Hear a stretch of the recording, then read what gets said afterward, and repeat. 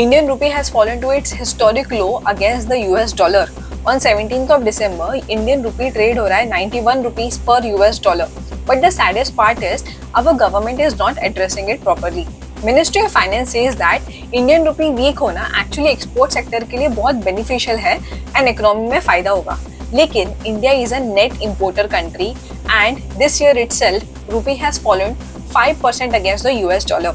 जब एक कंट्री एक नेट इम्पोर्टर कंट्री होती है तो जो मैन्युफैक्चरर्स होते हैं बहुत सारे कमोडिटीज के, उनके लिए कॉस्ट बढ़ जाता है क्योंकि उन्हें अपने सामान के लिए पेमेंट तो यूएस डॉलर में ही करना है और इसीलिए इंक्रीज्ड मैन्युफैक्चरिंग कॉस्ट का बर्डन हम कंज्यूमर्स पे आता है. तो अगर डॉलर का रेट मैन्युफैक्चरर्स और प्रोड्यूसर्स के लिए बढ़ रहा है उसका मतलब ये होता है कि हम जैसे कंज्यूमर्स के लिए महंगाई भी बढ़ने वाली है.